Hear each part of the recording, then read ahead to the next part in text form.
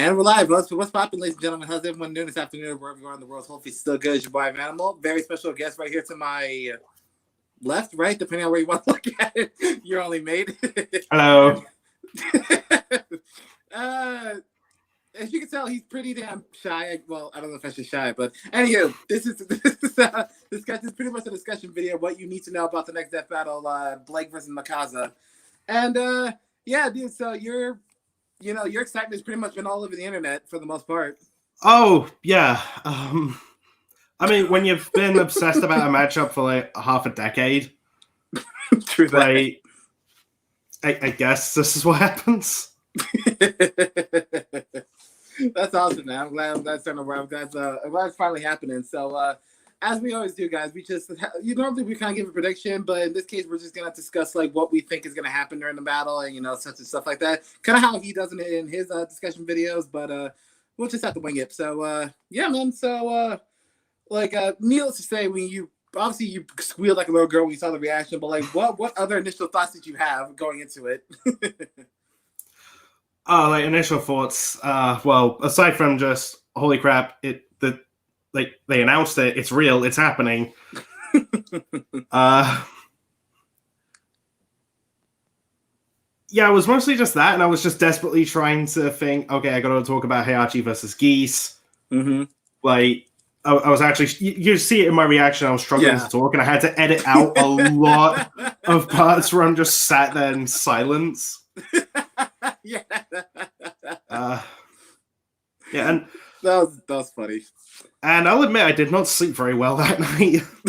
Really? just because I was too excited. And the worst part is because of my new job where I have to get up at like 3 a.m. And then work like 10 hours a day. Were you barely able to work because that was just like on your head, like you're typing, or it was like Blake versus Mikasa, like No, what basically happened was like I was sleeping, but it was one of those sleeps where you're just like you lay there, but lie there, whichever, I don't know. But you don't really sleep. You're just aware that you're just laying on your bed, just with your eyes closed, like the whole time. Yeah. So not good. And then working 10 hours, very, very physical job. I was still like just pumped and excited. and then the following day it was like almost everything going bad, but I just did not give a crap. Everything going bad in terms of like just your day-to-day, or yeah, pretty much that? Okay. Well, it sounds like this had an effect on your health, is what it sounds like. In what way? I don't know, the nervousness, the sleeping, whatever. I feel. Oh no. That was just like for that one day, just because that initial shock, like. Yeah. Okay. Because I had a similar experience when they announced that 100th death battle, which one we don't talk about here. I had the same feeling. I went 3 weeks with serious stomach pain and just nervousness and just couldn't stop thinking about it. Yeah, it was that bad. I think mine was much worse than yours, but I totally get what you're saying. So now that the death battle is coming tomorrow, like, what do you want to happen? Like how familiar are you, aside from RWBY, with Attack on Titans? Because personally, I don't know. I haven't watched the anime, and other people are gonna shit. I know people are gonna shit on me in the comments. Oh, you don't watch this? Well, sorry, kids. I have a life. I'll check it out though. But go ahead. So I'm extremely familiar with Attack on Titan. I actually got into it because of this matchup. Like, I was trying to look into, who could Blake fight in a death battle, because we had Yang, Ruby's confirmed, so her and Weiss pretty much. This was before Weiss versus Mitsuru. I started looking into Blake opponents, and I came across Mikasa for, this seems like a really thematic fight. This character seems really cool. There's a lot of stuff that they could do with it, and eventually I just found the first season of Attack on Titan in like a shop on DVD, picked it up, and I was hooked. Nice, so hooked, in fact. I've talked about this in other discussions. Like, I'm the type of person that would rather watch a thing rather than read it. Yeah. So if I get given a Harry Potter book, I'll get like one page in and go, "Why am I doing this? It's on DVD." That's exactly how I am. That's even funnier. Yeah, Attack on Titan. That's the first anime where I've actually wanted to get into the manga. Really? And yeah, and I've got like a whole bunch of them just on a shelf next to me. Awesome. So Books 8 to 32. I've got 33 on the way. nice. You on the way as them being delivered or whatever. Yeah. Okay, sweet. How'd you read of it? You read the whole thing prior to the other one coming? Well, I mean, I haven't read like the everything in books 1 through 7 just because, well, that's season 1 of the anime. Why would I just read what I've already watched? Yeah, that's kind of the mentality I went with it. Yeah, that's true. Because, that. Yeah. I haven't, like I said, I haven't really watched the anime nor read the manga, so I don't know if the series is over, if the series is still ongoing. Like, how many like parts or seasons are we at in Attack on Titans? Well, we're okay. Funny enough, the final episode of the dub of part 1 of season 4, it comes out this weekend, the same weekend as the death battle. And the manga wrapped up about a month ago. Okay. So it's close to being over then. Okay. Yeah. So the anime is gonna end next year. Okay. So we still have more to go. What's up, Kenneth? How you doing, man? Thank you so much for stopping by. Actually, I totally forgot. Let me actually open the tab so I can look at the chat. I don't know why I didn't do this ahead of time. I apologize.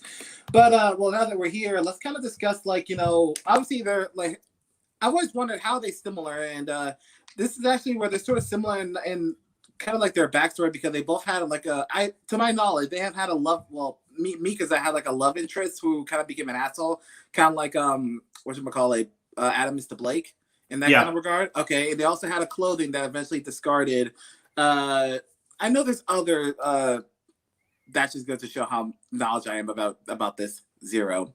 So. Well, yeah. There's also the sort of antisocial, like, part of their respective teams.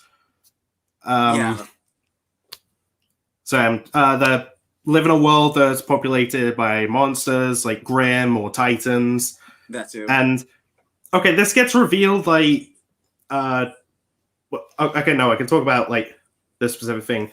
So Ackermans were kind of persecuted and like killed to near extinction. So is that her clan? Is that her clan, her family? Or... Yeah. Okay. Yeah, so, Mikasa's one of the last few Ackermans. Like, it's her and Levi are the only ones left. Okay. So similar to the Faunus to an extent. Okay, that makes sense. And then it gets even worse because it turns out everyone in Attack on Titan, they're a race of people called Eldians. Mm-hmm. Yeah, the rest of the world hates Eldians. But Mikasa is not an Eldian, right? No, she is. Oh, she's an Eldian. Yeah. Okay. The similarity makes perfect sense then. Yeah. So they hate Eldians. People hate Faunus. Okay. And to give you an idea on just how much people don't like Eldians, oh god, I kind of forgot about this, but it was in like a recent dubbed episode. Mm-hmm. So there's this one dude who I can't actually remember his name, but he's the one who gives Zeke the Beast Titan. Mm-hmm. So he hid that he was an Eldian for most of his life.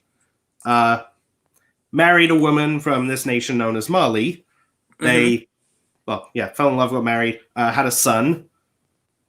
But then the news came out that he's actually an Eldian. So, this woman who's just found out that the man she married and had a child with is an Eldian, what does she do? Kill him? No, she slits their son's throat and then her own. That's the reaction I was expecting. My God. Damn, bitch. Oh my God. Yeah, Attack on Titan gets messed up at times. No, oh Jesus Christ! I haven't heard anything like that in RWBY. I mean, there's slavery with the fathers and stuff, but that's just another level of discrimination. I mean, don't know if we'll ever see RWBY go to that level of extreme. I hope they don't. Honestly, I hope not. I mean, they're already doing it with slavery and shit like that to the Faunuses, so I hope they don't go that deep. But good lord, was that child like Mikasa or that a completely different character? Oh shit. Damn, I lost my train of thought. What did I say before? You were asking if that child was similar to Mikasa. No. Yeah, Yeah, I was that wasn't Mikasa at all. That was a different character though. No. Oh, okay. Oh man, like I'm totally tempted to check this out now. I'm totally not. Yeah, animation, action, music, characters, all amazing. It sounds really good. I kind of. Go ahead. I will just say, be careful who you start liking. How so? Well, there's a lot of characters I thought, oh, I kind of like this, but oh wait, they're dead. Well, thank you for the heads up. I'll try not to like people until I know they're gonna survive. And they're like, hey, I did like them, and all of a sudden, you get shows like that you too late. I mean, there are quite a few characters where like it's safe to get attached to them, but I don't really want to reveal who, just in case. No, that's fine. That's fine. That sounds like a kind of a comic got killed type of situation where I feel like just most people that are likable just dies. I could be wrong about that, but that's kind of where it's going with me. You know what I mean? So that's oh god. Well, now this definitely gives me an incentive to watch because this may just be the third time where because certain animes I haven't watched before, such as I started binge watching FullMetal Alchemist after the death battle with him and Aang. And so I started binge watching that. Great show, even though I will say Ed didn't really do jack shit notable in the actual show itself. I'm just like, and I don't even want to talk about that, but that's just kind of the point. And I also started binging Akame ga Kill and Kill la Kill after the recent death battle. So this may be the fourth one I'll start binging. So I will say to Death Battle's credit, they are really good at making people want to, get into anime. So, and I appreciated that, and I definitely want to get into Attack on Titan. So, I guess we should talk about because we did see your animation to the Death Battle preview. So, what's your thoughts on the initial fight before it actually started? That's what we saw. I mean, I have to admit, like over the years, I've tried to think, okay, what's a good reason for these two to fight? Okay, spoiler alert, there really isn't one because if Blake and Mikasa ever met, their first thought wouldn't be, I'm gonna fight you to the death. Like, no, they wouldn't do that. Yeah, Yeah, I've seen people complain, like, oh, really? That's like where the fight starts. But like with a lot of death battles, you gotta like exaggerate some things to at least get the fight going. Yeah. And also, it's better than just like having no setup. Like, it's one of the things I didn't like about a lot of season 6 episodes. And like season 1 as well, because season 1 there was virtually no. Just fight, just walk up to each other, bow, and fight. And I will say though, I felt because I did watch it, and I felt this initial contact was like, okay, I would have felt like, I don't know, I just kind of felt weird because this is kind of a weird place for them to start fighting, especially for Blake, who will just all of a sudden just start kicking ass. And isn't Blake's voice actor reprising her role in this particular fight? Because they've done that twice. Yeah, she should be. I have heard from because a lot of people are questioning if her "Leave Me Alone" line is like a soundbite from Volume 6. Yeah, I've heard from a source that no, Aaron is reprising Blake. Okay, that's good, because when I heard that "Leave me alone" line, I'm just like, are they really using voice clips from the show when they have access to the actor? That was very off-putting. I mean, it's possible that she just channeled like that line when saying, it's the same line from the show, so probably just went into it with the same energy. Plus, I keep up with a lot of stuff that Erin posts, and quite a few months back, she was posting that, she's recording stuff, but she never said what it was. Mm-hmm. So, in the back of my head, I always thought, an Attack on Titan character's teased, so maybe Bloody West Mikasa is actually happening, and that's what she's voicing for. But yeah, I totally get it. I just thought that initial "leave me alone" line was just kind of off-putting. It's like, I feel like Blake would have can you just leave me the fuck alone? And then it's like, no, you have to get out of here. Like, I don't see her saying that, but not like that. Obviously, that's just me being weird. Yeah, I get what you mean. Yeah. So I just felt this was one of the more trickier death battles to give an actual reason for them to fight, other than, hey, you need to leave. And I feel like at that point they're like, okay, I'll fight. I would saw them if it wasn't a death battle, like how you said, hey, let's fight together, and then Mikasa saw, oh gosh, she can kick ass. Okay, and then they just fought a Titan or a Grim together or whatever, or maybe a combination of the two, a Titan Grim. I don't know. That's how I can see it happening, but it's just this was a weird, in my opinion. Yeah, if it was like a crossover, that's how it would go. Like maybe there's a misunderstanding, but then they like kill a Grim or a Titan, and it's just like I don't know, they just go from there and end up like teaming up or something, which I would love to see, but that would be pretty fun, actually. Like another thing, like one thing I could see is like, you know, I get Mikasa fighting a Titan, maybe like a low level Titan or whatever, and then Blake comes out of nowhere, and then she'll probably notice her ears. Maybe she'll expect maybe she's another demon type thing that's in that universe, and then they would fight. I don't know. That's how I think that's not really a thing in Attack on Titan. Yeah. That's just like I said. I never saw the show, so I wouldn't really know. I would just think that that would be a little bit more of a reason for them to fight because she didn't know who Blake was. And she thought she was just something different, or just like she's not normal. And I don't know. That's just what I think. You know what I mean? Mm-hmm. Yeah. Sorry if I'm coming across as a bit odd. There's actually something a friend of mine pointed out about this setup that I find hilarious. What? So this is actually the second 3D animated fight and death battle that begins with a ninja reading porn. What? Yep, the first being Obi-Wan versus Kakashi. Yes, that was the one. Yes. Yeah, because that effectively was porn he was reading. But goddamn, now you got me thinking. Was Blake reading something like that? Oh, God, I hope not. I mean, one of the books that she loves reading is called Ninjas of Love, and it's Is that a porno? Let's just say it's an erotic novel. Okay, well, I mean. Okay, fine, whatever. I don't know. Yeah. Okay, I'll just take it in stride. But and funny enough, both Blake vs. Mikasa and Obi-Wan vs. Kakashi, not only do they both come out at the start of May, like May 4th and May 3rd respectively, but they're both written by Liam Swan. Yeah.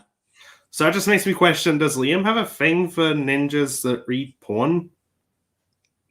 That is. I don't know. It's just something stupid I noticed. No, yeah, it's just like okay, it happens twice, but if it were to happen a third time, where he ever decided to have a ninja type character reading something erotic, then that would have been kind of sus right there. I'm like, okay, this guy has. I guess we'll have to wait until next year, probably, or any other battle with ninja and porn. I don't know, but let's actually talk about like what they can do individually. So, like in terms of like their strength and speed, where do you think they both fall in? Because, go ahead. Okay, so speed I actually find like a lot easier to do. Well, they mentioned in Mikasa's preview the gear can make a move over like 200 miles an hour, which I have to admit I've tried to figure that out, but I'm not all that good at it. So hey, props to Death Battle researchers for pulling that together. And not only her, but other Attack on Titan characters have reacted to gunfire plenty of times. Hanji has reacted to a point blank shot from a rifle. They've dodged machine gun fire. Levi has evaded like gunshots from multiple people while he was evading them through alleyways. Mikasa and the rest of the Survey Corps were fighting that same squad and evading bullets while fighting them in this big cave. So Attack on Titan characters are pretty consistently like, yeah, they can dodge gunfire. Okay, but nothing like higher to that extent, like nothing lightning based or whatever. Funny you should mention lightning. Really? Yeah, that's what Blake can dodge. Oh yeah, that I know for sure. Blake can definitely dodge lightning, and gunfire is like pretty much anything Mikasa can dodge. I mean, is that Mikasa's natural speed, or is that based on a gear speed as well? If she's able to do that, like that's reaction speed. Okay, that's her. And I brought up a Hanji reacting to a point blank shot from a rifle. She didn't have a gear on when she did that. It was like someone's pointing a rifle right at her face, and she just like dodges it super fast. Oh, okay. That was her natural reaction. Okay. Yeah. So in terms of speed, who do you think you would give it to? Oh, Blake, absolutely. Okay, that's a pretty easy one. It's like, okay, so Mikasa can move faster than Blake can with the gear. Okay. But because Blake has reacted to lightning and she scales to other characters who have also dodged lightning, then she should be able to handle just anything that Mikasa can do speed-wise. Okay. That's me, but go ahead. Sorry. Yeah, like for example, she should be around the same level as like Yang and Adam. Yang can fight evenly with Mercury, who dodged lightning in his fight with Amber, the Full Maiden, in Volume 3. Mm-hmm. And I think, on a Death Battle cast not long ago, Ben said that, and I quote, Blake could casually dodge lightning. Okay. So that's a pretty easy, given type of thing that she gets faster. Okay, that makes sense. Yeah, there is some stuff that you could argue that's like higher than that, but it's entirely unnecessary. Mm-hmm. True that. So it seems like, just based on what I'm hearing, based on what you're telling me, it really seems like if Mikasa is going to have a chance of winning, or Blake's going to have a chance of winning, is any of her gears like fuel power? Like, do they have a limit to how much she can use? Okay. Yeah, the ODM gear or vertical maneuvering equipment, whichever you want to call it. I'm just going to say ODM gear because it's way easier. Mm-hmm. It runs on a limited supply of pressurized gas. Mm-hmm. And Mikasa's also been stated to be quite fast with it, but the more of the gas you use, the faster you go. Mm-hmm. And that's something that screws her over in like the first season. She uses too much of it. It runs out early, and then she kind of just gives up. Okay. And once that's gone, it's basically gone in this type of scenario. Also, her blades, they don't exactly last. What do you mean by last? As in they break? They break anytime she clashes easily or whatever? They break over time. They're essentially like box cutters. Yeah. Okay, so that's what they're inspired by.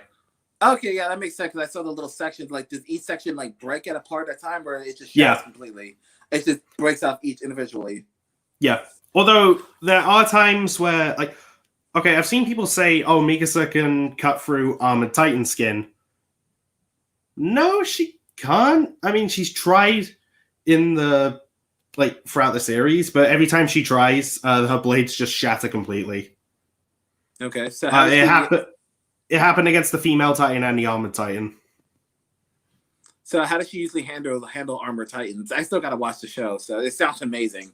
But, okay. In season 3, part 2, they get a new weapon called the Thunder Spears. Mm-hmm.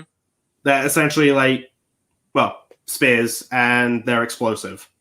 Okay. And they F the armored Titan up. It's actually pretty cool. Nice.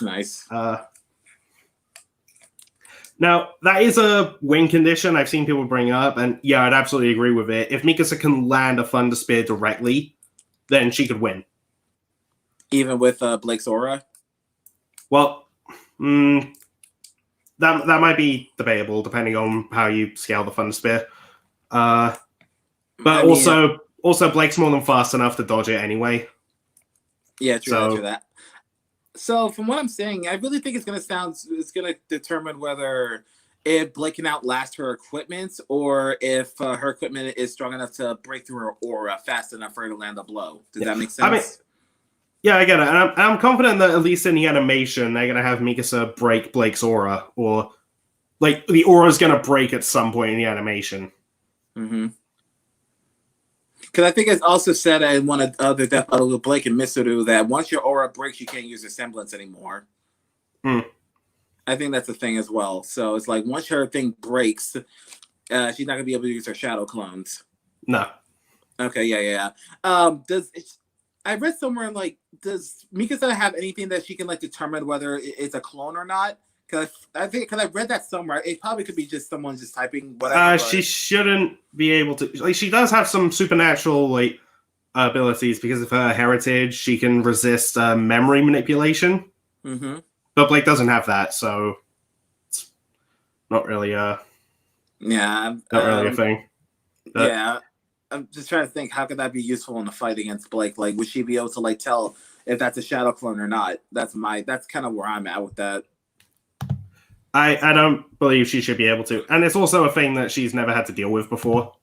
That is true. That's true. Especially because she also has her dust as well. She can use it for explosions or ice and stuff like that. But I think this is where this fight's going to come down to, whether if she can outlast her gears just long enough so she runs out of fuel and then just whack her. Or like, I think they are going to give her the Thunder Spear. It's called Thunder Spear, right? Yeah.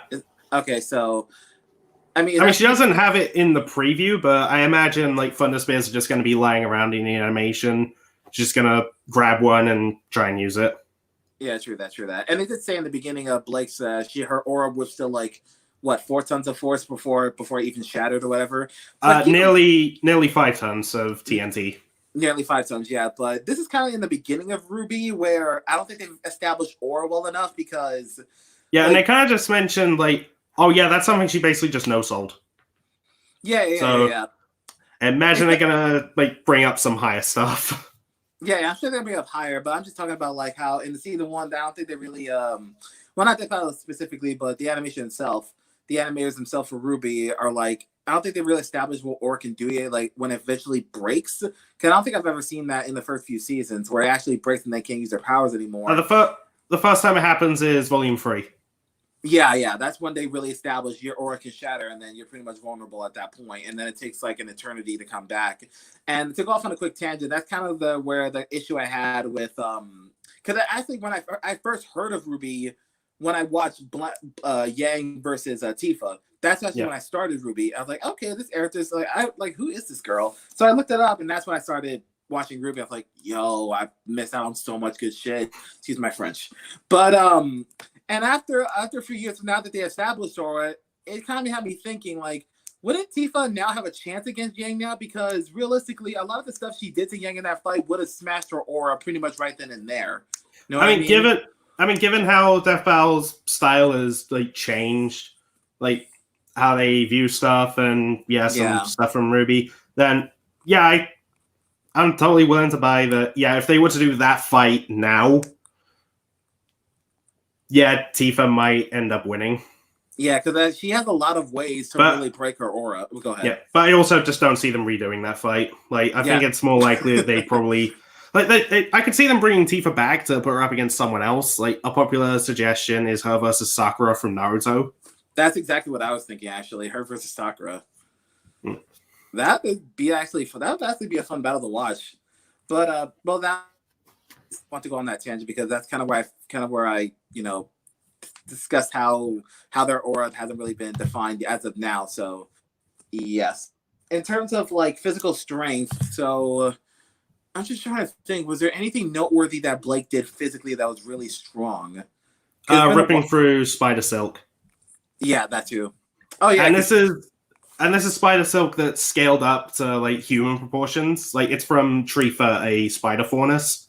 Mm-hmm. So it's natural Spider Silk, and as Death Battle established back in Batman Beyond vs. Spider-Man 2099, Spider Silk of that kind would be comparable to steel. Yeah. So Blake essentially just ripped through steel bindings like with her own strength. That's true. As well as she's obviously able to cut through wall boss literally with her Kuzorigama form of her Amble Shroud, obviously all the time. So I mean she does that casually. So I'm pretty sure she's a lot stronger than that. Oh, yeah. Yeah. So, Mikasa, has she done anything noteworthy of that regard? Because I actually have some notes right here of what she can do. Because one of the things that says here, crush handle of a knife, breaks a floorboard, and thrusts the knife through a man deep enough to kill him in one stab. I have to ask, are you reading the G1 prediction blog? Yes, like I to am. go for that? Okay. The Reddit, the Respect Reddit blog. Yeah, that's kind of where I have to like. I want to have some information on me so that I know what I'm talking about and not sound like a complete idiot. But I digress. Yeah, I just noticed. Okay, the wording sounds familiar. Yeah. That's kind of why I have to bring it up because, like I said, I don't know it. I don't know the show, and obviously we know RWBY well enough, so I don't have to really dig into that. It says drags Ernest of a similar size with one hand while running, and throws him several feet into a wall. Jumps high enough to knock into the air to kick an older, taller kid. Okay, who cares? Casually lift Ernest as he's throwing a punch. Okay, most of these are just like she's punching people like super high. As far as I don't really see anything notable. Slice off Rainer's arm, several inches vertically through his other arm and deep into his skull with one blade. Jesus Christ.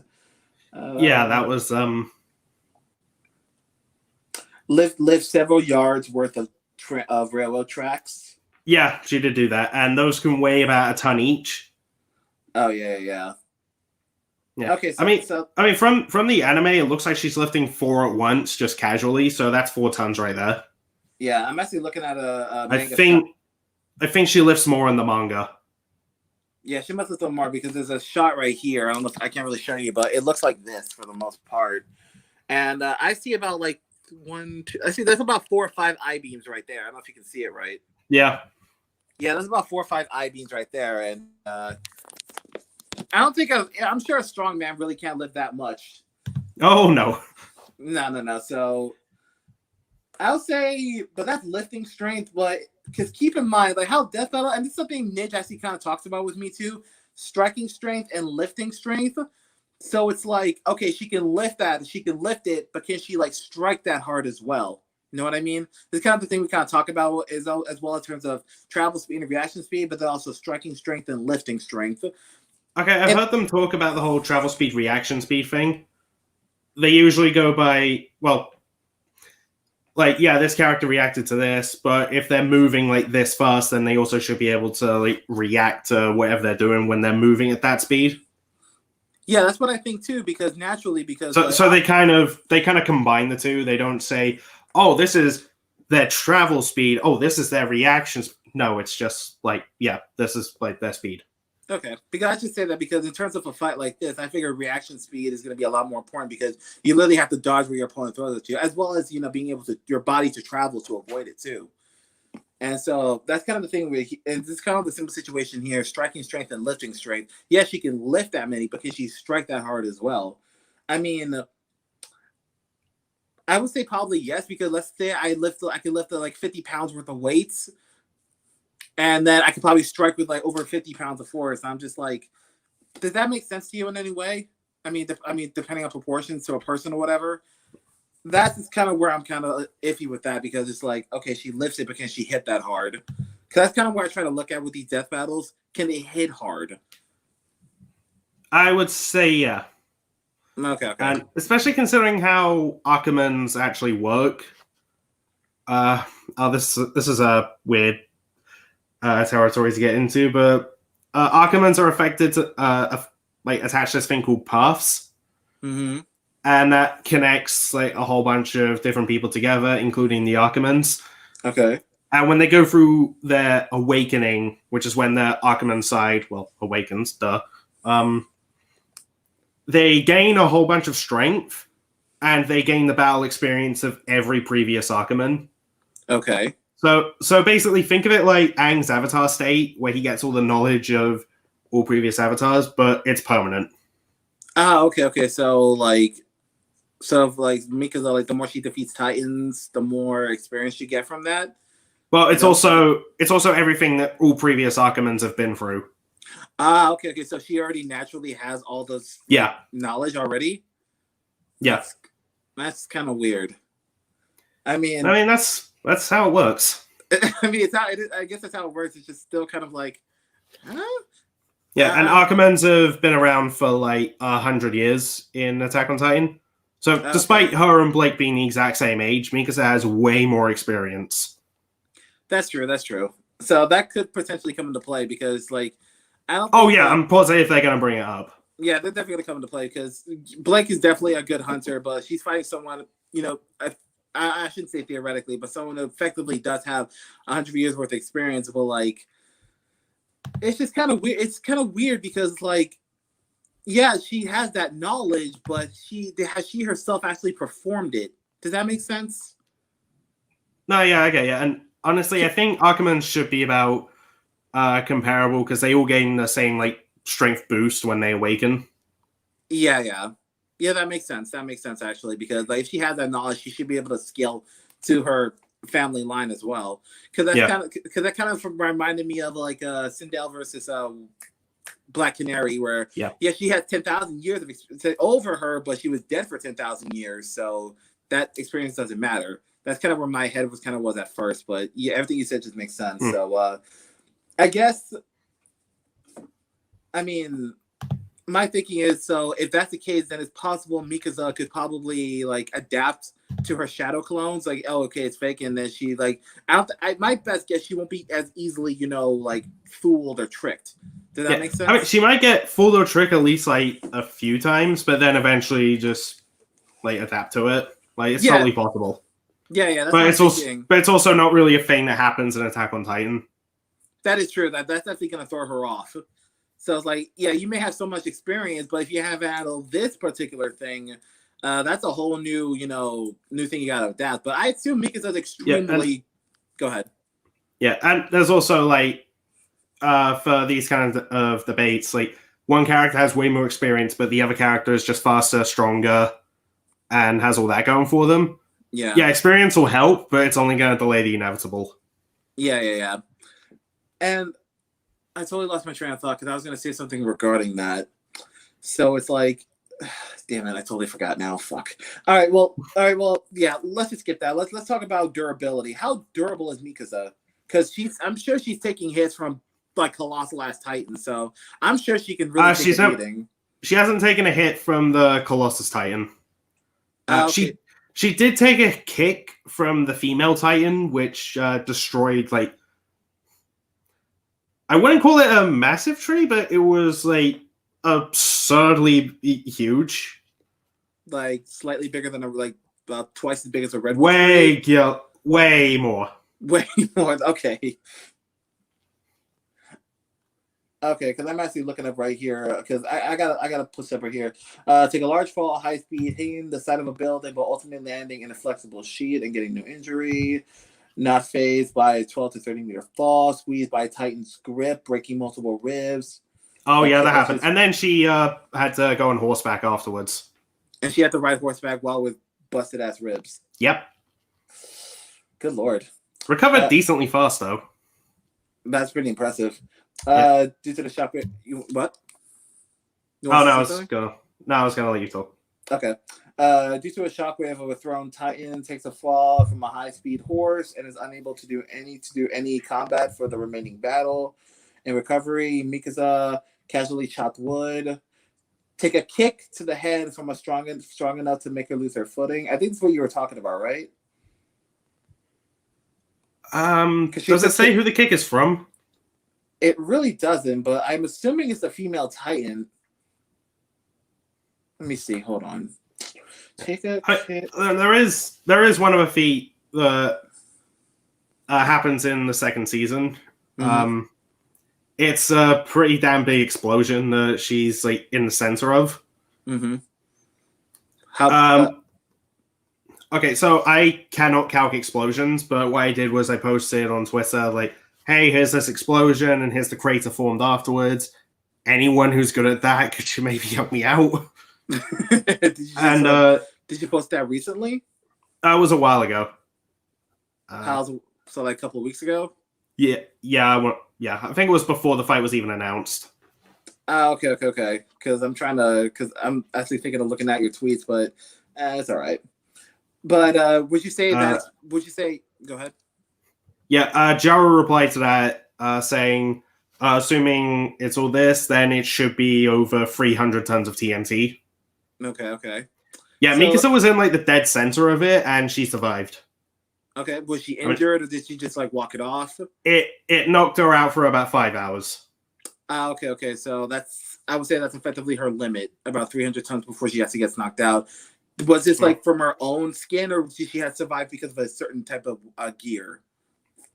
Or was no, this like just no, that was just in the middle of an explosion. She survived. Like no type of gear enhancement or anything. She's embodied it. Damn, why does the girl need gears then? If she can body all that.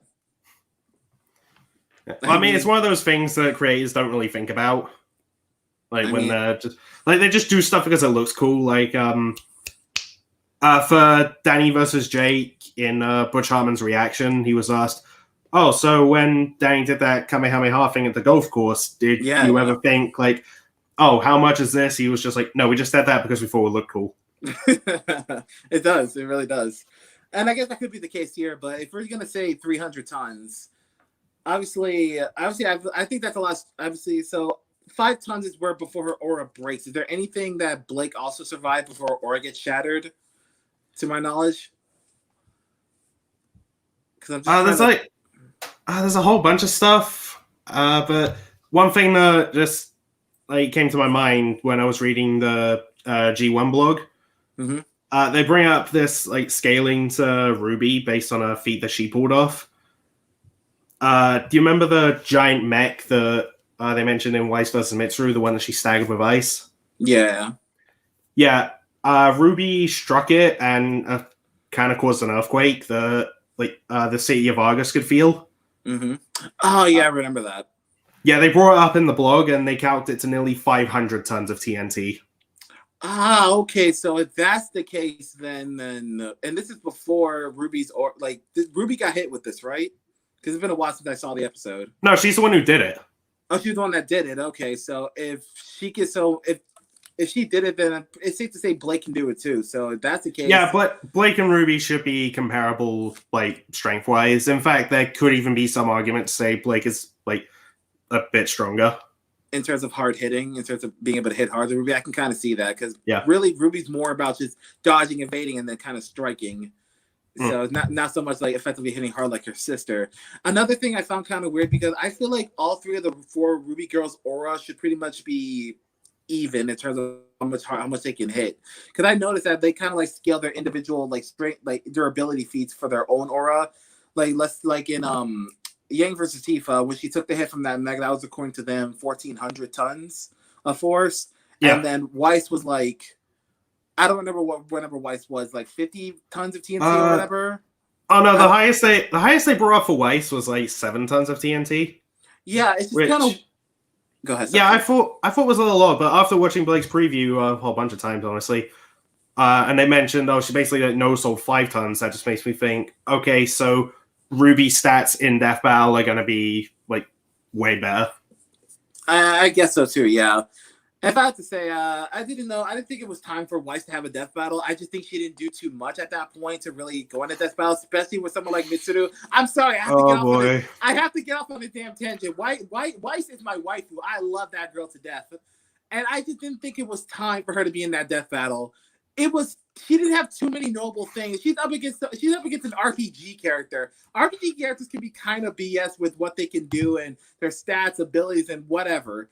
I'm just no, it wasn't time for her yet. You know what I mean? No, Go ahead. I know something that's gonna make you hate that fight even more. Just say it. Okay, so I was told about this after Blake vs. Mikasa was announced. It was originally planned to happen in season 5. Oh, that would have been worse. No. Blake vs. Mikasa was planned. Oh, sorry. Well, you know what? I'm glad they. Yeah, but then they couldn't do it, so they pushed it back to season 6. What? This actually hurts me because of who I'm really good friends with as well. Go ahead, don't worry.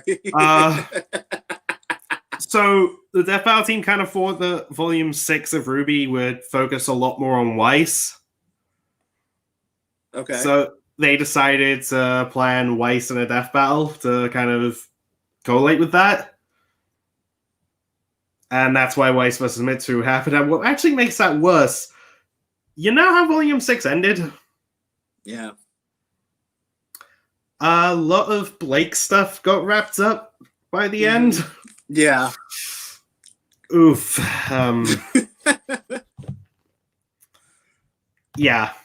That really wasn't the best time for Weiss. And admittedly, I'm partially happy it kind of worked out that way. Not in terms of Weiss being put in too soon, but while it would have been a good time for Blake, it wouldn't have been the best time for Mikasa.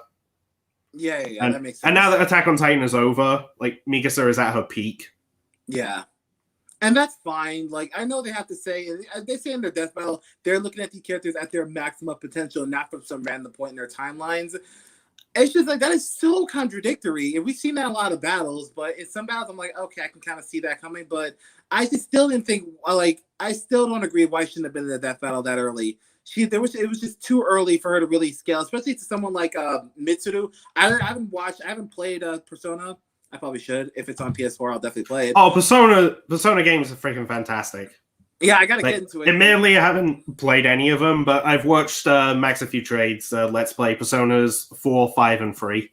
Yeah, I've seen a lot of playthroughs too. I'm like, you know what? I really should get into it. It does look fun, and I definitely want to get into it. But to go back on my tangent, I just don't think Weiss shouldn't have been a death battle. And if anything, I feel like her aura. This was me at the time. I feel like the RWBY girls' auras should scale to each other. Like, hey, if Yang can take a hit from 1,400 pounds from that mech, shouldn't Weiss be able to do the same? You know what I mean? That was kind of my thought process. That was kind of my thought process at the time.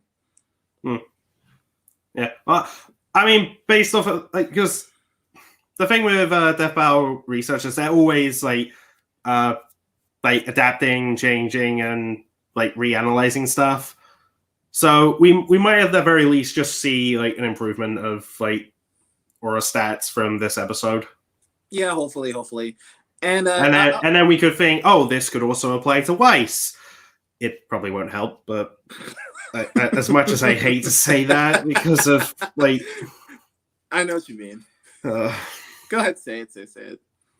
No, because like I'm friends with Max a few trades, and he freaking loves Weiss. Like essentially, like me with Blake, it's that. Yeah, I got you. Another thing about that battle that kind of was like, what? When they said, she mostly uses ice because she's unskilled with other dust types. I'm just like, huh? I don't think they said that. I think they just said like ice is a favorite. Yeah, no, they actually said that. They said she mostly uses ice because she's unskilled with other dust types. Something to that extent, but they did actually say that. And I'm just like, what? I'm like, did you not remember Weiss like using the gravity dust to hold back that ship as it was falling at season 5 when she fought against the bee, the Lancer? Technically, the Lancer's a wasp. Not bee wasp. Sorry. I just saw the journalist go, well, actually. Yes, it's a wasp. But you know what I'm trying to say. Yeah, but I just like, wait. Yeah, after that fight, Weiss literally used her gravity to try to slow down the fall of that ship. That's not something you have to have some skill to do that, and she had the skill to do that. So to say that she hasn't had experience with that with other kinds of dust that's wrong in my opinion. I don't agree with that at all. She's shown very skilled using different types of dust. She just likes ice because obviously she's known the ice queen. That's what she likes the most. It's just like I could be good with different weapons. Hey, I like this one the most. Doesn't mean I'm bad with everything else. You know what I mean? Like I'm gonna have to re-listen to Weiss's analysis again. Yeah, I just thought just that to particular. Make sure. Yeah, I thought that was kind of just weird. But anyway, back to I digress way too much about this. Back to Blake and Mikasa. So it seems like if what you mentioned before about the whole 5,000 tons thing, I just feel like 5,000. 500. Jesus Christ. Yeah. If that's the case, then I feel like maybe at best Blake should be. I'm fucked up, but I just figured Blake should be able to take that before her aura shatters, and even then, like will she? And even then, it kind of goes to what we talked about before. Like, will she be strong enough unless they give her that Thunder Lance or whatever it's called before? Is that going to be enough to break through her aura? Because I feel like in theory, if Mikasa lands a direct hit with it, then that's like the best possible win condition she has. Yeah. The issue is with Blake being just fast enough to avoid it. That's true. Like I guarantee it's going to be one of those situations where it's just like, oh yeah, if this happened and this happened, like yeah, Mikasa could win a few times, but we're looking at who wins most often. Yeah. It's gonna be like it's gonna look close. They're gonna put them at their full potential, but it's like, oh no, it's gonna be a shit stomp. I don't think it's gonna be a shit stomp by any means. I think it's gonna be close, but it's just kind of how I'm just trying to imagine how they're gonna like simulate this battle and what's gonna happen to try to make this like, okay, this makes sense, because people need to keep in mind it's a simulation. It's not meant to say how the battle actually happens. I think that's what people tend to forget about. A good example is Ma versus Tatsumaki. They said Tatsumaki's meteor feat wasn't canon, but she is still strong enough to do it. And we saw her do that meteor thing inside the actual death battle. And I know people were actually complaining about that. Bro, it's a simulation. It's not. Also, it just looks cool. Exactly. It looks cool. It's like, that's what people need to understand. It's supposed to look good. It's supposed to be entertaining to watch. And obviously, they literally just say she is strong enough to pull the meteor, even though she canonically hasn't done that yet. So that's just But if it's supported by canon material, then yeah, go for it. And that's another thing about the last death battle, because I remember Ryu versus Jin, they said that meteor feat wasn't canon, but now this death battle, they said that it's not a canon sword, but it's referenced in this particular feat was referenced in Tekken 7. I'm like, so why didn't you use that during the fight? Because Tekken 7, this was first Jin versus Ryu. Tekken 7 was over at that point. Tekken 7 already happened, so it's just like that's I also think a lot of people, like, when they notice that, they forget that they mentioned, oh yeah, if we did include it, guess who destroyed an even bigger meteor? Yeah. Akuma. Akuma. I get that point. I'm not disputing that. I'm just talking about how they can be a little inconsistent. You know what I mean? I feel like they should have just been like, I just thought they should have put a tab somewhere just to indicate, yes, this actually did happen in the this was referenced in the main game, but if we did that, we have to do that. I just felt like that would have been a little more, it made a little more sense. So I was just talking about how they can be a little inconsistent with, how they do things, but I digress. So is there any other gears and skills that are worth noting with Mikasa? Because I see somewhere she has a 3-dimensional maneuver gear, which is obviously for movement. Yeah, that's the ODM gear I mentioned. The anti-Titan blade are sharp enough to cut through Titan flesh easily. Those are her blades that do break over time, yeah. The anti-Titan blades? Okay. Do they have any other special abilities? Because I know don't they have like a little trigger system? They have a trigger system that basically that's how Mikasa fires the hooks out of the ODM gear to, zip around, like, as they put it, a steampunk Spider-Man. Oh, yeah. And also, like, use them to essentially just discard old blades and reload new ones. Okay. So I assume she has like multiple blades on her person. I assume, right? Yeah. Usually they have slots for about 8 blades at a time. Okay. And so, we have seen Blake's weapons can be broken. It's just a matter of, is she strong enough to break her blades before hers gets broken? Yeah, the issue is that the attack that broke Gamble's Shroud was done by Adam Taurus, and one of the things Adam did as far back as the Black trailer was with one sword strike, he atomized a giant spider droid. Yeah, Moon Slice, I believe, right? Yeah, Yeah, no, Mikasa is not capable of pulling that off. No, I don't think she would. I'm just throwing in scenarios, but and I assume. I could see them breaking it in the animation, and maybe Blake just goes, "Oh, not again." Yeah. Maybe as a little reference, I don't know. Probably, and I assume they're probably going to reference how they killed Adam. Like, hey, she probably just take the piece of the ambush strand. I'm just going to just stab you with it and whatever. I don't know. That'd be pretty interesting nod. Maybe. Yeah. That's what I think. Oh yeah. It says right here, Thunder Spear, which can kill armor titans.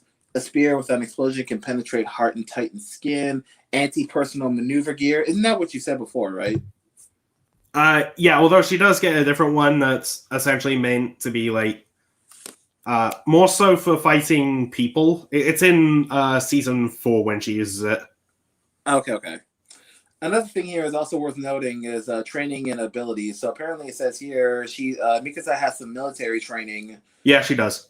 Military training about for 3 years, right? 3 or 5, I think. No, it would be 3. Yeah. It'd be about 3 years. So, and that involves heavy physical conditioning. 3DMG training, learn how to work as a team. So yeah, and the commandant mentioned that Mikasa, and I quote, excels at everything. Okay, so she's a jack of all trades. Yeah, well, it's also because of the Path's experience boost as well, because a lot of Ackermans would have been through like way bigger stuff before her, so would have come naturally. Okay, that makes sense. And she also graduated top of the class with an A+ grade in the 104th Training Corps. Yeah, she did do that. Yep. Mikasa is a beast. She really is a beast, and this is not going to be a shit stomp at all. This is going to be close. I'd say, in terms of training, would you say Mikasa has better training than Blake? Because they're all trained to be huntresses. I would say I would say it's arguable, but the thing is, Blake would have had training in the White Fang at Beacon Academy. That's true. And then at Atlas, which led to her defeating the Aesops, which, like Mikasa, are way more experienced than she is. That's true. That's true. I mean, granted, the Aesops are nowhere near as experienced as Mikasa, but the point is, Blake has defeated more experienced foes. Yeah, she has. She has. So I'd say, I mean, it would definitely help, but it definitely won't be a factor. Okay, so we're almost 6 minutes in. We're about to be almost an hour in. So I think we should what happened? No, I was just laughing because you almost said 6 minutes in. Oh, God. I'm slow. I'm tired. Leave me alone. How do you think I feel? Stressed. Good luck trying to sleep tonight, man. Because good Lord, that's gonna be fun for both of us. So after everything we just talked about, who do you think has the best chance of winning? Blake, hands down. Okay. Yeah, after all these years of looking into it, Blake wins. Okay. Don't get me wrong, Mikasa's greater experience is gonna help, but Blake just has way more chance of winning more often. Just due to being faster, stronger, having a more versatile arsenal, the more reliable arsenal as well. I say it's more reliable because, like you said, her stuff will gas out, and Blake is kind of. I mean, she uses dust, but she don't use it as reliably as Weiss does. But it's still there for her to use it. So I would say there is reliability there. And there's also I realized this recently. It's just how smart a fighter Blake is anyway. In her fight with Ilya was using her whip to block all these shots. So Blake's situation was to use ice rounds, and that just made Ilya's whip useless, so she couldn't defend herself. As well as her being able to adapt, because obviously she's a chameleon. She can't use it. You can't see what's invisible, and it's okay, I'm just gonna set the house on fire. You can't be invisible if you're a shadow. So so she has shown to be. So go ahead. Yeah, so there's nothing stopping Blake from just realizing, oh, you're relying on this thing you're wearing. If I break that, then you're up shit creek. Yeah, shit creek, pretty much. Or she could just cut the cable that Mikasa uses to swing around. That too. So it's basically, it's really going to rely on, I feel like her gears are going to keep up with Blake, but easy at some point it's all going to give out, and then Blake is going to have a lot of opening. Like you said, she's extremely fast, so she's going to be able to land. She's going to land the blow no matter what. So you know what? I actually kind of agree with you. I think Blake has a really strong chance of winning, just because I feel like she's more superhuman in all her abilities than Mikasa is. If Mikasa is like you said, she was fast enough to dodge that bullet or whatever, on with her own power, as well as that explosion. But as far as everything else, it's it doesn't really come close to what Blake is naturally. She doesn't rely on gear. The only gear she relies is her weapon, obviously. So, I can kind of see that. It's just a matter of, can Blake outlast her gears and stuff? I think she can. Go ahead. There is another piece of scaling I do want to quickly address, and I've addressed this in my discussion with Max, and I believe I addressed it on Robustcast as well, but I'll just bring it up here as well. So a lot of people will try and scale Mikasa to Titans. That doesn't work. Yeah, that's because whenever a character kills a Titan in the show, they do it by exploiting an instant kill weak point, which they've been trained for 3 years to target. And it's at the back of the neck. One good slice there, Titan's dead. Yeah. That's they don't match them in physical strength in order to kill them. Yeah, that's like saying we're gonna match Blake to a random Grim. That rock Grim that you have to shatter its rock body as if grow a new one. No, that doesn't work like that. Oh, she's also never defeated a Geist. Yeah. What's a Geist? I mean, similar characters have, but yeah. Although there is a bit of reasoning why people would scale Mikasa to a Titan. This is something about Ackermans that got brought up when Eren finds out a whole lot about them. Mm-hmm. After they awaken, which I mentioned earlier that Mikasa did when she was a tiny child, they gain Titan strength. Okay. Is it a permanent? Is it permanent strength? Did Mikasa ever display this kind of strength? Yeah, that's just why Ackermans are stronger than everyone else. Okay. But has she there's a few things as well. So Mikasa, Levi, and other Ackermans that we've seen on the show, they've never displayed strength feats comparable to like what Titans are usually capable of. Mm-hmm. So just going by Death Battles on logic, it's a little hard to buy. And even Aaron's exact words were they can partly manifest Titan strength. So even by his exact words, you can't really take that at face value. Yeah, it's inconsistent. It's not what I realized some scaling for Blake where it's just like, yeah, even if you do that, it doesn't help. like. What do you think Blake can scale to in that regard? If you're gonna have to put that in that situation, She should comfortably scale to at least Yang at base. Like before she used a semblance, who can keep up with Mercury, who defeated Yatsuhashi Daichi. yeah, And he's strong enough to, with one sword strike, erupt a whole bunch of geysers. that is true. Yeah. But there's also this one's a little iffy, I'll admit, and that's scaling Blake to Penny, who lifted Amity Coliseum into the atmosphere. That is. I know what you're thinking, but I usually back that up by saying, "Oh, Blake can hold Penny back." She's the only character who was able to get back up after fighting the Hound, which whomped anyone in the cast, including Penny. Mm-hmm. But also, even if you scale it to just 1% of what Penny's capable of, it's still way better than what Titans are capable of. That is true, I guess. Plus, if you're going to exaggerate what Mikasa is capable of, you got to do the same for Blake to keep it fair. Yeah, absolutely. It's like what we talked about before. Yeah, and the exaggeration for Blake is a bit more, viable. It is more viable.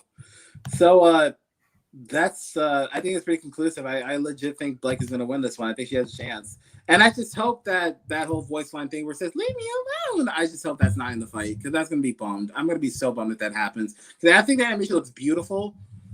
I just hope that's not the case. You know what I mean? Actually, I do have one little nitpick question. So, obviously, Blake has. Do you prefer Blake's hair longer or shorter? I like both, honestly. Yeah, me too. I was because I first saw her hairstyle, I'm like, oh sure, but when I saw the animation, I'm like, you know what? I think she looks good, because they all look kind of. They look like they're mature, they're older, so I think that makes sense. That plus, there's all the symbolism of the everything that she went through, and she's finally putting her past behind her, and it's what a lot of ninja or samurai do, where it's just cut their hair short as this is a new chapter in my life sort of thing. Yeah, and I really like that.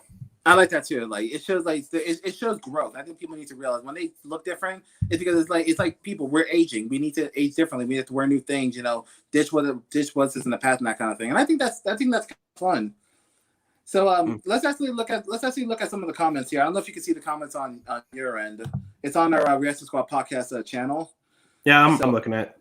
Okay, so I'm always the top, and Henvik Blanco said, should they compare Misaka with the Titan of Rainer, Annie, and Bjorth? Bertolt. Bertolt, yeah. I don't think it's really supported, but even if you do, you can scale Blake to Penny, which it would have the same result. Fair enough. And that being said, she only fought Bertolt's Titan extremely briefly. She's only ever fought Reiner and Annie. Okay, so this is just brief skirmishes. It seems like it was a brief skirmish with Bertolt's, not Reiner and Annie. Okay. Kenneth Wiener said, "Spoiler: Blake is going to win to promote Volume 9." that's funny. Okay. If that were happening, don't you think it would happen? This fight would be happening in November, when Volume 9 would more likely be airing, or perhaps closer to the time of RTX. Yeah. it's just I don't know. I'm just throwing that out there. Yeah, that just makes me laugh. Wolfie, look, Christian said, unless the DB crew messes up on the research, Mikasa stands little to no chance here. I think she has a slight chance. I wouldn't say it's a shit stomp, but I will say she definitely has the least chance of winning. Yeah, I mean, it's a clear-cut win for Blake, I feel, but there are situations where, Mikasa could totally win. Yeah. Wolfie says, not gonna lie, I'm a little bit disappointed that Blake isn't fighting Nightcrawler, but I understand why they chose this. Blake and Nightcrawler have no real similarities at all. Yeah, I mean, it makes a little more sense than Black Panther. Yeah, that makes a lot more sense. Why? Because they both have cat ears. They're based on black cats. It's like, no. Yeah, like when I was looking through possible Blake matchups, I was like, okay, so who we got? We got Akane. I mean, yeah, maybe. CT from Red vs. Blue, kind of but whatever. Black Panther, no. Oh, they're both black. They're both based on black cats. That's just a word. No. It doesn't work like that. Calling it now. Steven versus Star is next 100%. I mean, maybe Steven Universe. Yeah, Steven Universe versus Star Butterfly. From where's Star Butterfly from? Star versus the Forces of Evil, I think it is. Never heard of it. Shit on me in the comments. I don't care. But if you give me any incentive to watch it, I'll watch it. I know I'm boring. Robos once says, this just sounds super random, but I was kind of expecting the Steven and Star fight would be next, but I already read that one. Okay, so I mean, we know that's going to happen eventually this season. I'm curious to know what Cloud Strife is going to fight against. Either it is going to be Link again or someone different. It's going to be Link. You think it's going to be a redo of Link? Yeah, because they've expressed interest in redoing that fight quite a lot of times. And Ben did say on Death Battlecast that a rematch is happening this year. Okay, so it's not a remaster, it's a rematch. Okay. Yeah, it's totally going to be Link versus Cloud. Okay. And and that was actually their first 3D animated fight, so I think that'd be it kind of makes sense for them to do that again. I would really want to see a Doom Guy versus Cloud Strife remastered. Wait, when did Doom Guy fight Cloud? No, not Cloud. I'm an idiot. Fuck, what's his face? Master Chief. Yes. Oh my god. Yeah, I'm stupid. Call me out on it. That's what I meant to say. They should remaster that fight. That fight should have been that's a 3D fight right there. You can't tell me that's not worthy of 3D, especially with the new Doom game came out. I mean, admittedly, like it's a little weird to have Master Chief in a fight where it's not 3D. So is it that weird? Is it really that weird to see? Yeah, it's just because Halo is a 3D game. I guess so. Yeah, I mean, it'd be cool to see like they're both like he's clashing his energy sword versus Doom Guy's demon sword. That'd be a fun fight to watch for them to be that close up. I think that would be an amazing fight. Yeah, I mean either that or Chief versus Samus. Like I could see either one happening. That too. As much as Chief horribly dies to Samus. Yeah, he will. That's not even a fair fight. Mr. Tomato Fan actually is getting actually has some interesting stuff here. The best beefy of Blake's is dodging multiple lightning breaths from a dragon and running and jumping through building to building. Misaka does outclass Blake. His next one reads, in terms of travel speed, thanks to her gear and the gas tank in her back, but that is only limited if she uses it too much. She's pretty useless now if she loses it, but that's not what it means. Okay, that's what we talked about before. She's useless in close hand-to-hand combat, but Blake is just faster and has much more reliable weapons. And thanks to her semblance, she can shadow clone, making it difficult for Mikasa to land a fatal blow. That is true. Is it just me, or did that start off as like... Oh, hang on, let me see if I can find that. It's like the commander who, yeah. Do you see it? Yeah, sorry. But yeah, that's effectively what we all talked about, and yeah, we kind of agree with that. Sanya Ward, sorry if I'm pronouncing that wrong. I have a feeling that the next episode is going to be a lot of hate, just like Gang vs. Tifa or even West vs. Mitsuru, like with lots of hating coming from the toxic Pefs and a lot of fan base, and Mikasa loses. I don't know the fan base of Attack on Titan, so I don't know if they're going to be toxic or not. I mean, this is the first time Attack on Titan is ever in Death Battle, so we're going to see how the Attack on Titan fans handle that sort of situation. It sucks that an Attack on Titan character is going to get in and lose, but if this episode does well, it opens the door for another Attack on Titan character to get in, like maybe next year when the anime is about to wrap up. Yeah. I could totally see that being Eren getting in. Like, I really want to see Eren versus Wonder from Shadow of the Colossus. Like, that'd be personally. That'd be a good fight. And like I said, like after this death battle hits, I'm definitely gonna give, well, not after, but at some point in time, I'm definitely gonna check out Attack on Titans, because these death battles are really making me watch a lot more anime. Like I said, I just finished watching Kill la Kill. Damn, that anime was good. I see why people love it. It's really good. And I got into that because I heard a lot of people request Ryuko versus Shadow, and I was just like, I think that's similar, but then I watched it, and then there's this video, 24 Reasons Why Kill la Kill and Shadow's story are the same. I was just like, oh, now I get it. Yeah. I think this is the most like similar in terms of characters than Shadow's other opponents. Like they're more similar than even Shadow and Mewtwo and Shadow and Vegeta. I think I'd say Mewtwo is the most similar. In terms of like how they were born, maybe, but yeah. Everything else is just completely different. This one is more, apples to apples, in my opinion. But I digress. Yeah. Also addressing the whole like RWBY characters getting hate because of Death Battle. Yeah, that's just because people will look at it and just be like, "Oh, Rooster Teeth show, so biased." Yeah, they show to be not biased. They just killed off my waifu, so they're not biased. So shut up. Yeah, and I'm gonna just throw this out there. The guy who was Weiss's head researcher wishes they were. Wishes they were what? Wishes they were biased so that she could win. Yeah, exactly. So you know how hard that is. You kind of froze for a little bit. I see you now. All right, Brandon Wan said, I know that Blake is fast enough to dodge lightning, so I don't think Mikasa can hit that. Okay, we already talked about that. Now we just need to see RWBY versus... Go ahead. I mean, she's probably going to land hits in the animation. Yeah. Someone also said, now we just need RWBY versus Maka. That is going to happen one day. Is Maka similar to RWBY in that regard? Because they both use sides, obviously, but what other similarities do they have? I don't watch Soul Lisa, so... Yeah, me neither. Oh, no. But it's also a fight that Monty Ohm himself wanted Death Battle to do. Really? When the Death Battle crew were invited to RTX for the first time, it was actually Monty who invited them, so he could tell them, like, hey guys, Death Battle is awesome. And considering that they were heavily inspired by Monty, then that was a big freaking deal. In fact, Ben said his thought process at that point was, holy shit, Monty likes it. Like,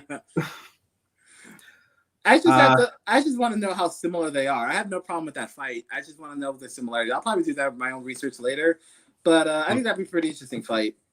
Yeah, I mean, if they were to do it now, oh boy, I'm sorry, RWBY. Yeah, that's not. I mean, it's not even over yet. RWBY hasn't even gotten used to her powers yet. Yeah, I can see them waiting until like they're either confident that RWBY's not going to get any stronger as a character, or when RWBY as a show concludes. Yeah. So that way both characters are at their maximum. And yeah. When Monty said he wanted it, he also told him like not now, like because RWBY's going to get this like crazy power, so wait until sometime after that. So we'll see what happens. That's going to be an interesting fight, actually. Now I'm excited for that. Brandon One also said, what I find interesting is composing... I can't read right now. Composing Mikasa to make her weaker due to the Attack on Titan junior high school. Mikasa gets weaker if she's away from Eren. What's your thoughts on that? Yeah, they're not going to do that. Yeah, that like I said, I haven't watched the show, but even I think that's not right. That doesn't sound right at all. Undertale Sound says, biggest thing against Blake is the same thing I can say for all RWBY characters. They don't use their aura features like healing and creating force fields nearly as much as you think.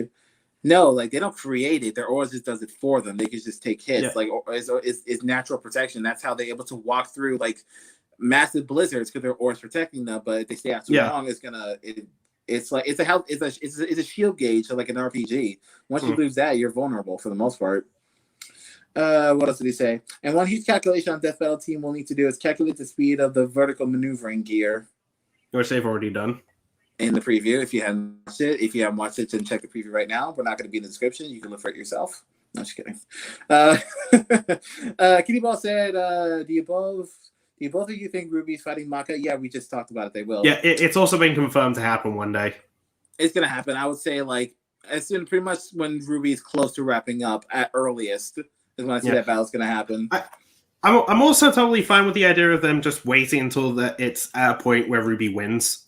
Because let's say they did it and RWBY lost. It'd be like, oh, man, well, that sucks. And then next volume just, oh, she gets all 4 of the maiden powers at once. Oh, Jesus Christ. Yeah. Would it be cool to have all 4 of the RWBY characters have have each of the maiden powers? I think that's a popular theory, especially considering that Yang's mother, Raven, is the Spring Maiden. And Weiss's sister, Winter, is the Winter Maiden. I feel like Weiss should. I mean, not Weiss. I feel like Yang should have to be a Summer Maiden because it's a hot day and she's all about fire. I think that would make more sense. Actually, Max a few trades had an interesting theory about like who should get which maiden power. A way to like showcase character development. Mm-hmm. Like have it be the opposite of how they started, essentially. And I think his theory was Yang gets summer. I mean, no, not summer. Spring. Weiss gets summer. To go with the whole defrosting Ice Queen trope and show that she's become much warmer of a person. Blake would get winter because she's learned to like chill out a whole lot more. Mm-hmm. And RWBY just has fall. I guess so. I mean, fall makes more sense for RWBY because she's all about petals. And speaking of which, they RWBY and not RWBY, Penny did say something how her semblance actually works. So like she like disintegrates into molecules, which is petals, and then she can do that to other people. She breaks down her molecular structure. I was actually super happy. That's actually my favorite part of that whole series. Ironically, not my favorite part, but one of my favorite moments, how they actually broke it down. So I was like, they should do that for more characters. Break down their abilities. How does it actually work?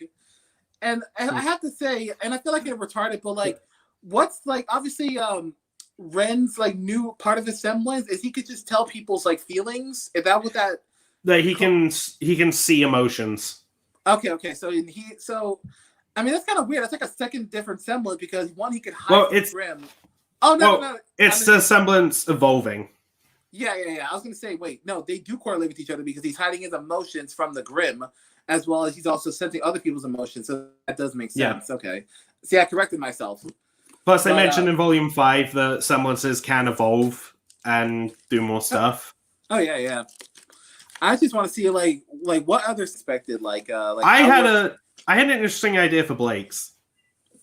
There's the classic one where just like the shadow clones just fight. Yeah, so she just gets shadow clone jutsu essentially. That'd be pretty sick. I mean, she has like shadow clone, and then she splits into like different elements or whatever. I mean, that'd be pretty dope. And then the elemental clones can fight on their own and do stuff. That'd be pretty. That would be pretty damn cool. But an idea I had, and I spoke to Max about this in one of our discussions.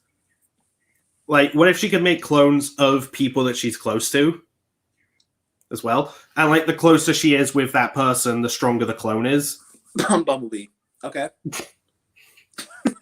I'm also thinking of RWBY and Weiss and all her other friends. The White Rose. Okay, that's fine. I have to do that. I can totally see that happening. Like she becomes like Yang's clone or whatever, and then at this point, I feel like Bumblebee could potentially be a thing. I mean, there's already clearly an LGBT type of thing in the show. So they've got multiple LGBT characters. There's Saffron and Terracotta, Coco, Scarlet. Coco's gay? What? Yeah. When was this? Well, it's been established more in the books after the Fall and Before the Dawn. Oh, okay. I never read the books, so I didn't know that. Okay. I gotta check the books then. But I did not know that extended to that. That's actually interesting. Oh, and little fun fact, this is so there's actually 2 reasons why Coco wears those sunglasses all the time. Where? Well, 3, because Velvet made a little addition to it, and they're super techie sunglasses now. Mm-hmm. But there's style, because gotta look good, of course. And the other reason is so she can eye up girls without them knowing. So she's a peeper. Pretty much. Oh and God. Honestly, I respect that. Don't get any ideas. That's like, do whatever you want. I'm not encouraging it. I'm just saying. I know what you're saying. Props, Coco. Oh god, I'm not gonna look at Coco the same anymore. Yeah. Oh, and like the whole like Bumblebee thing. After they do the headbutt of love, like in that super intimate moment in Volume 8, it's just like, yeah, you don't do that. You don't write that. You don't animate that in a show unless you intend for the characters to go that way. I feel like they will go that way. They've already established that LGBT exists in that world. I'm pretty sure they will at some point. I'm pretty sure that Bumblebee's going to start making honey. And oh yeah, and they comment on it a lot in the Justice League crossover. This is RWBY Justice League crossover? Yeah, in the DC comics. Like there's a remnant version of the Justice League. Okay. So like Batman, whoever actually meets Blake and friends, really? Oh, dude, I gotta check that out. Now I'm intrigued. Yeah. Well, I mean, all the like Justice League variants, like they have their own semblances, and they allude to like their backstories, like within DC. It's really freaking cool how everything works. Honestly, that actually sounds really cool. Let's just throwing this out there. There is a panel that makes me so happy that Jacques is dead. How so? Well, Bruce Wayne is a bat faunus. Uh-huh. But he's also like super rich, and they allude to his tragic family backstory, but they don't go into it. Finally happy that some form of media isn't like retelling how his parents died. Like, that's Jesus Christ, we don't need to see it all the time. Yeah, switch it up a little bit. Yeah. And Jacques mentions the Weiss, like, okay, yeah, the Waynes are very wealthy, but they're faunuses. And he says to her, and I quote, "I wouldn't even sell you into marriage for that." Damn. Yeah, so, damn, okay. Then, yeah, I'm glad Jacques is burning in hell right now. I'm whatever hell is in Remnant. It's just hell. But I'm glad he is there, because that's just low shit. Okay, we got a few more comments here. I already talked about the bias thing. I want to see Your Only Man. Well, if you're ever free, we're totally more than happy to have him on. Oh, yeah. Yeah, if you're ever free, man, we're totally happy to have you on. You're definitely fun to talk to. I mean, you did ask me if I could possibly be on for like Yoda versus King Mickey. The issue with that back then was I was working like every weekend that month. Yeah. And considering how early I have to go to sleep and wake up, it would have messed up my sleep schedule. Also, admittedly, I wasn't too knowledgeable in Kingdom Hearts, so just would have been. And all I know from Star Wars is the movie, so we've just gone like, well, I mean, Yoda should compare to Obi-Wan, who did this in Death Battle. Yeah, pretty much. That's about all I can say. That was pretty much. If you saw our reaction, I mean, if you saw our prediction, that was kind of my thought process. Say, wait, doesn't he scale to this and that? Because I don't care for Star Wars. I obviously like Kingdom Hearts. I have my Keyblade, so that's pretty much my whole thing right there. Okay, so I think Rem said, I think Nightcrawler X-Men versus Blake Belladonna is a better matchup than this, but I don't think so. Yeah, I'm going to have to respectfully disagree. Yeah. I don't know who Nightcrawler could fight if he were in Death Battle. I've heard people say Beast Boy, but I don't really get that. I mean, I can see they're both different colors, and they're both based on an animal, kind of. Yeah, that's about it. Yeah, yeah. Oh, they talked about doing this for Beast Boy, and I really love this idea because you know the Ship It show? Ship It show? Yeah, the voice actors of Beast Boy and Raven in Teen Titans, they do a podcast where they just, talk about like different franchises, popular pairings and all sorts of stuff. They get people who are involved with the show on, big fans of the show and cosplayers, and they talk about that side of the community. It's actually a pretty decent show, and they've talked to the crew of Death Battle a couple times. Okay. Even saying their shows are two sides of the same coin. Okay. What did they say? One is like love and essentially, well, making life eventually. The other one, death. So not too inaccurate. And both Tara Strong and Greg expressed interest in maybe appearing on Death Battle as a voice actor. That'd be fun. That'd be great to have Tara Strong. I mean, why wouldn't they? If that's the case, why wouldn't she come with Raven versus Contracts. Twilight Sparkle? Okay, that would have been fun to see both. That would have been fun to see her play both. That would have been fun. Oh, they did address that they got the same person to voice both of them while talking to her about the matchup, and she thought that was really cool. Yeah, I didn't do that. I will say props to that girl because that was some range right there. That was completely two different voices. That was Kira Buckland. There we go. Kira Buckland, yeah. Props to her because that girl has range when it comes to voice acting. That was two completely different actors, two completely different voices. That is not easy. Yeah, that's props for that. Go ahead. Yeah, and they mentioned a matchup that's a very popular request, and it's two characters that Tara and Greg have officially voiced. What is it? Beast Boy versus Ben 10.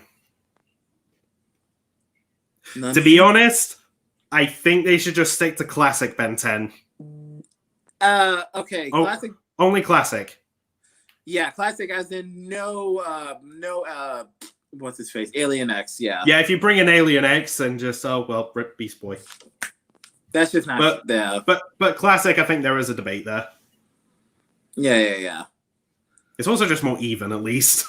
That's just a tad more. I mean, one can really much have any power that's already in that realm, and people just as animals, I mean, I feel like if a human can handle any kind of, I don't know if a random human can handle a fucking T-Rex.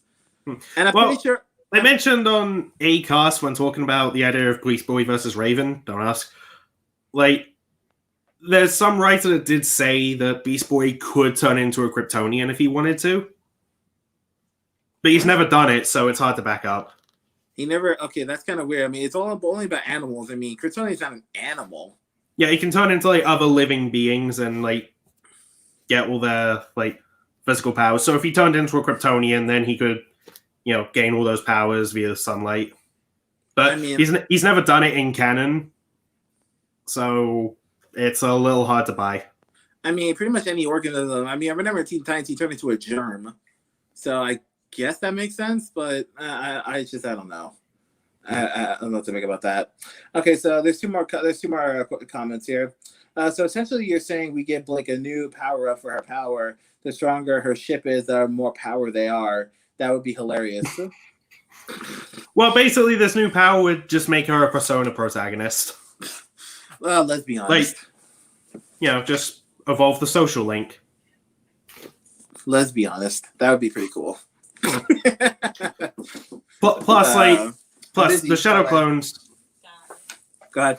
Plus, the Shadow Clones were all about her avoiding stuff and just running away from her problems, which was a big part of her character. But now that she's letting people in and facing her problems, that could highlight that part.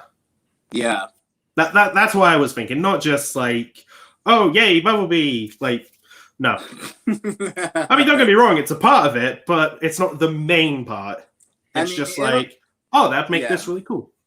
Yeah, pretty much. I mean, it'll at least give some context. It's just, but then, anyway, last question. Just imagine suddenly Blake is universal with the power up like that. It's because there's universal shippers. Oh my God.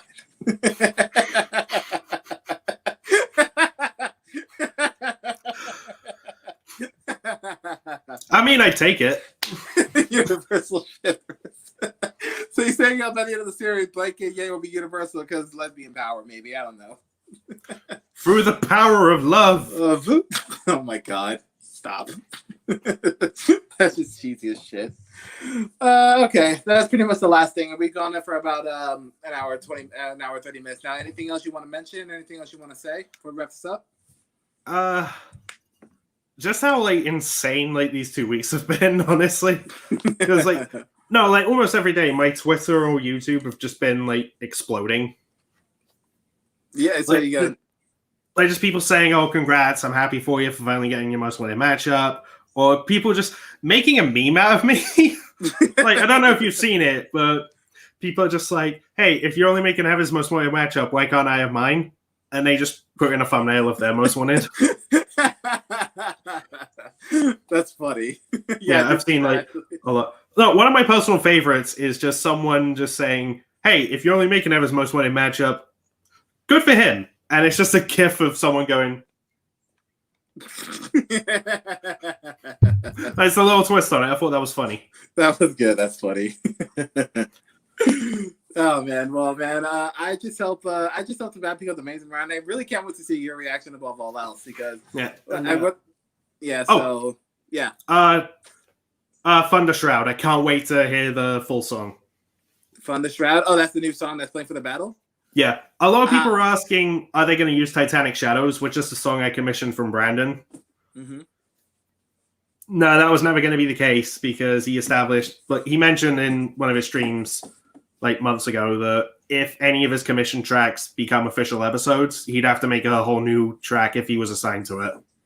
So it wouldn't be that; it would just be a completely different remix. I would love for that song to have a bit of her theme song in it from season 1. I think that'd be a pretty nice touch, or at least like little snippets of lyrics or anything like that. I think that'd be pretty cool up here. Thunder Shroud does have vocals. Yeah, that's sick. Yeah, and it sucks that Titanic Shadows isn't going to be used. It just shows like, hey, a lot of people were really happy about this song. Also, it gave Brandon practice. How so? Well, he would have made a track for this matchup. And then just like with any new skills and improvements, that just makes Thunder Shroud better. And he even hyped up the soundtrack saying he thinks it sounds way better than Titanic Shadows. Nice. So have you got a chance to hear it? Only like little snippets like in the animation preview and the cover like reveal that Luis posted. Okay. I mean, I would figure since you're pretty much been mean on the internet, I figured you would get like first snippets of the new song or whatever. No, not from like anyone who's involved. And honestly, I wouldn't really want to because a little unfair. And also, well, I've still got to do a reaction to the full episode, don't I? Yeah. I mean, I'd be honored either way. I mean, I'm saying dude, I'm happy this is all working out for you. I would say just do what I do and try your best not to think about it. Drink a lot of water, cold water, so that way it eases your stomach. Yes, make sure it's cold. Just drink a lot of it. Because believe me, when it comes to matches that I'm super excited about, my stomach is through the roof. I'm just telling you because I know how you're feeling. I've had that feeling before. Yeah, I'm sure you did. I know exactly how you're feeling, and I want your mind to be at ease. Because Brandon once says, # your only meme. Your only meme. Oh, okay, that's a highlight. I like that. I'm keeping that. I can make that a thumbnail. I can make that thumbnail for your channel. Your only meme reacts. Brandon, that was a stream highlight. Good job. If only I could like represent that. That was a good one. I'm keeping that one. Your only meme. Everybody spam that. Your only meme. Spam that on his Twitter or whatever. Now, see, spam in his comment section during his reaction. Your only meme. Congratulations. Blake, not just kidding. I'm honestly just thinking, how am I gonna be after the episode is over? Because I don't know if you saw the hype video I made. I saw it. Yeah, I'm not gonna lie. I actually cried after I made that. Like the on camera? No. I wasn't recording myself making it. Boo. Boo. No, I'm just kidding. But yeah, when I was finally exporting this, and I've wanted to make a hype video for this matchup specifically. Yeah. Like for such a long time, and I was finally able to do it. It's just like I'm seeing all that. You're only memes. I thought I'd add to it too. Why not? Fair. Oh man, this is fun. This is a lot of fun. All right, I think we've done an hour 30 minutes. I think it's time to wrap this up. Is there anything else you want to add? One thing before we wrap it up? Just happy that this matchup is finally happening. I hope the episode is good above all else. I'm sure it will be. It looks good. I'm pretty sure it's going to be amazing. Yeah. Still really want to find out who the hell's voicing Mikasa. Don't they already have it on Twitter? Who they're voicing? I'm pretty sure they have that knowledge already. I don't think they've announced it yet. Really? I thought they would at this point. Yeah, it's odd, but I'm still positive that Eren is Blake, and it's not just archived audio. I pray it's not. That would completely kill the episode for me. Yeah. You can't have I mean, if they can make it work, then okay, sure, because they've had to use voice clips for other characters like before as well. Yeah. Like Ryu versus Jin is a good example. Oh yeah, that was 100% reused clips. Yeah. I mean, and that was fine because they didn't have really access to those particular voice actors, but that's not the case with Rooster Teeth. They have access to those voice actors. There shouldn't be no reason for that. But so I just give a reason why, and make sure if they are gonna be voice clips, make sure they match. So because Blake swinging, leave me alone, and then kicking somebody, that's just sounds, in my opinion, out of place. But we'll just have to wait and see what happens. Anyway, guys, that's gonna be it of this episode. Your only meme, your only mate. Sorry about that. Thank you so much for joining us on this, man. This is a lot of fun to have you on, man. Thanks for having me again. No problem, man. Anytime you want to be on, please let us know because we definitely love to have more of you. Right. Actually, I was trying to think of other examples. I just I couldn't think of any. Yeah, it's fine. But you gotta talk to John, and whenever you're free, man, just hit us up because we like to have you. This is a lot of fun. Anyway, guys, thank you so much for you guys' input. Thank you for hashtag your only memes. Thank you so much for everything you guys did. If you guys have any videos you like us to review or whatever, please leave it in the comment section down below. Put on post notifications so you don't miss what we do. Like, comment, share, subscribe, all that good stuff. Obviously, follow all of your only mates to social medias. Show this man some love. Be aware. Be ready for his reaction because it's gonna be great. And we'll see you guys later. Stay awesome, everybody. Bye.